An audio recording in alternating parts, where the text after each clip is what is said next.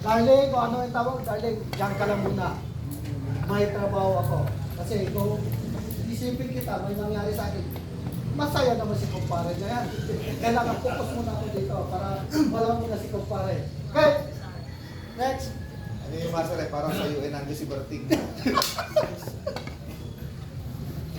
Ito, hindi ko masyado, pero ito yung sa ilalim ng dagat. Yung sounds niya, parang magbabibrate siya doon sa dagat.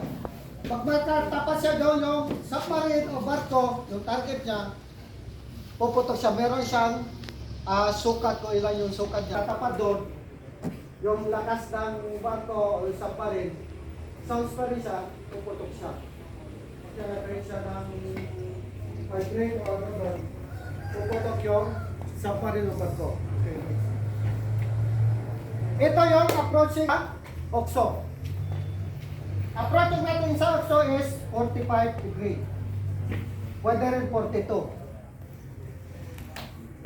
So yung 45 degree, halimbawa yung OXO is nakakadaw. Saan yung hazard yan? Ang hazard yan is matakas yung hazard yan dito. Huwag kayo mag-approach dito. Bakit 45 degree? Dito. Less yung progress na. Ito lang siya. Saka ito lang. Dito sa gilid lang. Ito wala siya masyado. Pero kung ganito, tapos mo dito, ibig sabihin puputok yan, malakas to dito yung mga progress. Kasi gitna siya. Kailangan 45 degree, kung may nakita ka gano'n dito, iwas ka na agad. Marking, tuturo naman yung marking kung paano ma-marking. Ilan distance yung magpamark tayo. Okay? Yun yung approaching sa mga OXO. Tatayaw!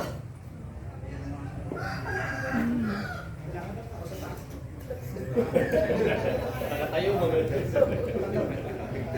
So gano'n, hindi ka pwede mag-approach diretso. Pag makita mo, ibig sabihin, malayo ka pala nakita mo na ganito. Marking ka na.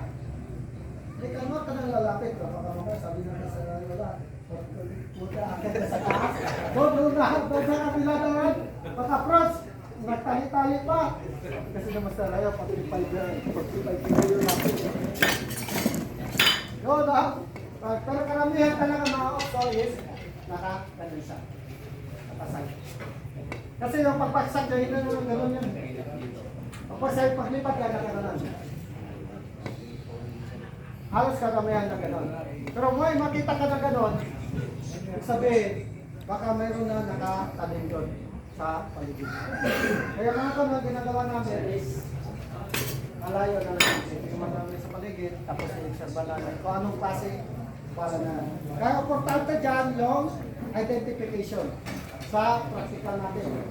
Meron tayo identification na kailangan mamaya picturean nyo ulit isa-isa yung mga bala tapos i-memorize nyo yan kasi ito dadalhin to doon sa pagsaysay sa platoon tapos sa practical natin sa Sabado ibabalik na dito.